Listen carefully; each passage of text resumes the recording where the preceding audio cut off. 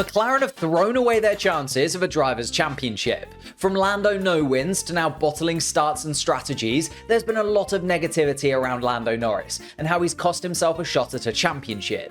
But has he? I wanted to know, since his first win in Miami, how many points has Lando actually lost? So in this video, we're going to talk about every race from Imola to this weekend's Monza Grand Prix, look at how many points could have been gained, and decide if Lando ever really had a shot at winning the Drivers' World Championship. Starting off, I will address the big elephant in the room being Australia. Had it not been for Max Verstappen's rear left brake catching fire, the Dutchman would likely have another 25 points on his tally this season, but thankfully for McLaren and for Carlos Sainz fans, Verstappen didn't win the Australian Grand Prix, meaning after this weekend's race in Monza, Max Verstappen has a lead at the top of the Drivers' Championship of 62 points to Lando Norris in second place, with 8 races to go.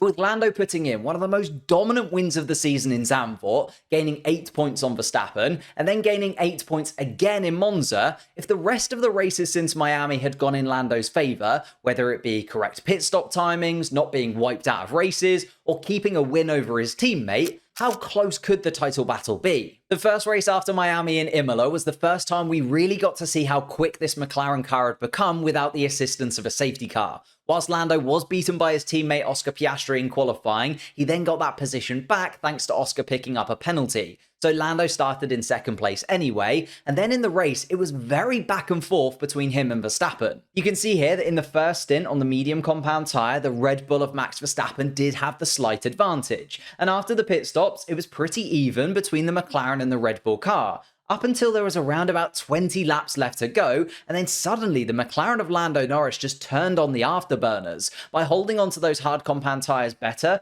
in that final portion of the race, Lando Norris was absolutely rapid. However, I think Verstappen and Norris both gave it their all, and there wasn't a way that Norris could have managed to win that race. I think it's one thing getting near Max Verstappen in the final few laps, it's another thing actually passing him out on track. So no extra points for Norris in this one. And the story was fairly similar in Monaco too. Once again, he wasn't quite on the level of Piastri when it came to qualifying, ending up at the back of that Ferrari-McLaren group in 4th spot. And when it comes to racing in Monaco, we all know that overtaking just isn't even worth considering, so no additional points for Norris here, and at this point in the season, he would still have been 56 points adrift of Verstappen.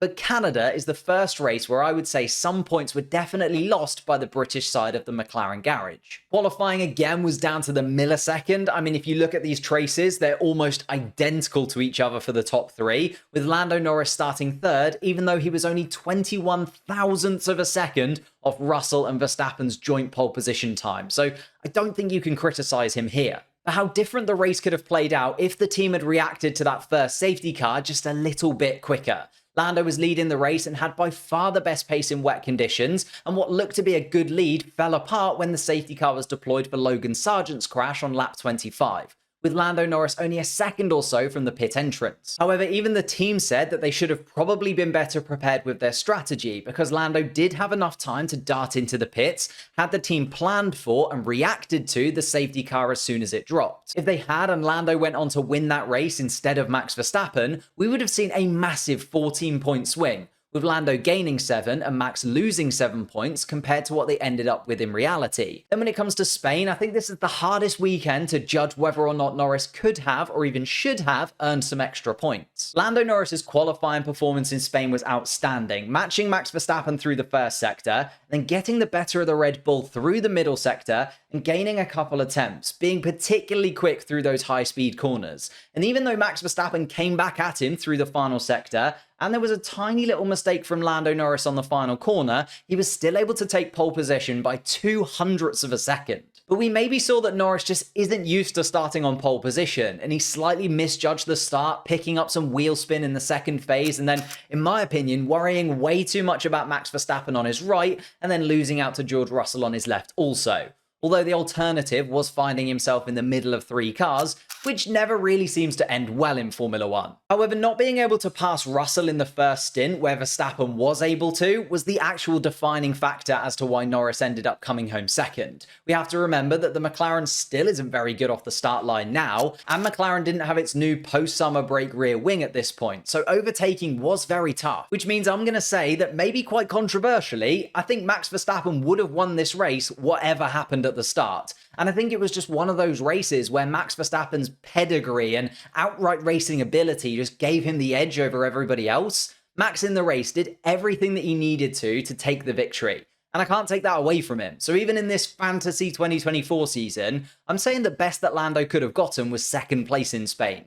And I think Max Verstappen would have still elongated his lead in the championship. On the flip side, as I expect you were anticipating, Austria should have been a good jump in points for Norris that was never to be. So much of what Norris did in Austria was brilliant, and he definitely wasn't to blame for the collision with Max Verstappen.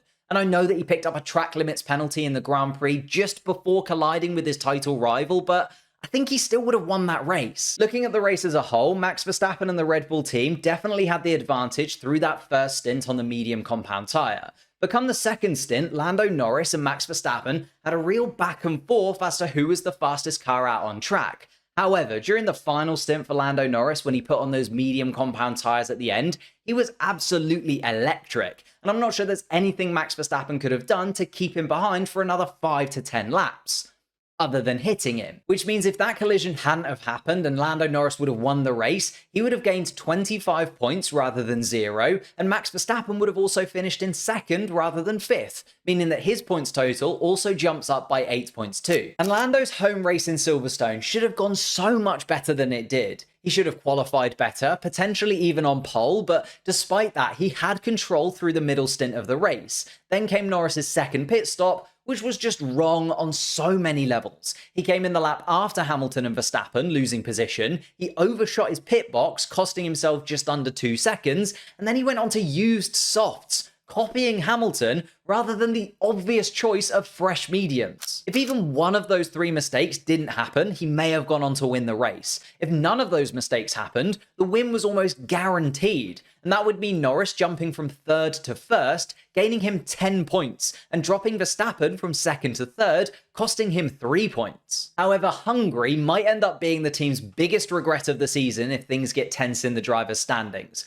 Once again, you could argue that Norris losing out on the victory here was down to him dropping down the order at the start of the race, which has been a real pattern in these races. But if you look at the race pace telemetries of the 2 McLaren cars, it's clear to see which McLaren had better pace on race day. And I know that they let Lando Norris pit early and get the undercut to cover off the cars behind, but just look at how much Lando Norris has to slow down on those final few laps to let Oscar Piastri catch up and eventually pass. Whether he might have chased down and passed Piastri in that final stint had he not been given a 2-lap undercut on his teammate is irrelevant at this stage. He was promoted to the lead with a strategy that Piastri wasn't allowed to cover, and decisions before the race had been made with both drivers' agreement that the lead would be swapped in certain circumstances. But if Norris had have been able to keep that lead, it would have given him another 7 points on Verstappen, which could end up being decisive. Which takes us to the final race before the summer break in Belgium, and as much as I would love to give Norris some more points and argue that he was unlucky in some way, he had even said himself that he'd not been driving particularly well throughout the whole weekend, with overtaking being so difficult and the race pace of the McLaren not quite being in the sweet spot that we expected. I think it was just overall a poor weekend for Norris without him or the team doing anything necessarily wrong. So no more points to be awarded for this one, other than the points that he got for 6th place anyway. Keeping the win for Lando Norris and the 2nd place for Max Verstappen as it was in the Netherlands, Monza is the last race that we've seen. And as much as you can argue Lando Norris threw away another victory from pole position, Piastri just was the quicker of the 2 McLarens during the race and had an answer to everything that Norris threw at him, whilst Leclerc and Ferrari caught out everybody by replicating what Russell did in Belgium. However, if Norris was a little bit closer to the championship summit, I think Piastri would have been a little bit nicer to his teammate and maybe given him that 2nd place spot, gaining Lando Norris another 3 points and closing the gap to Verstappen just that little bit more. Meaning that in this universe where McLaren hadn't thrown away points in Canada, Silverstone, Hungary and Monza, as well as no collision happening in Austria, Max Verstappen would be on 301 points and Lando Norris would be on 293. Meaning the gap between the two would be down to just 8 points, a 54-point swing on reality. I have 2 conclusions from this. One, Max Verstappen has pretty much the same points in both universes, just showing how consistent Max Verstappen and how good Red Bull are operationally. Even on a bad weekend, he still gets the most out of that Red Bull and is getting every point available to him. which just shows how hard it is to beat Max Verstappen, even in a universe where things go in your favour. And 2, even though 62 points isn't impossible for Norris to overcome in the last 8 races, especially with 3 sprint races to come also, he just needs to average a gain of 8 points per race weekend on Max Verstappen, which is very, very tough, but not impossible. If McLaren do end the year within touching distance of the current Red Bull World Champion, there are definitely races that they can look back upon and wonder what if. I can't even begin to imagine how that Hungary swap will be looked at if Lando Norris misses out on the championship in Abu Dhabi by less than 7 points, but to be fair, I stand by the team's decision in that race, and we'll cross that bridge if we ever come to it. Overall, there are so many positives that McLaren can take from this season so far, and the incredible development that they've been able to make over the last 2 years. Even if they do miss out on the Drivers' Championship this season, 2025 is set up to be a season where they can come out swinging. And on the note of 2025, I discussed the final driver transfers in this video here, and go through how every team will eventually line up in the 2025 season. So click that link, and I'll see you over there.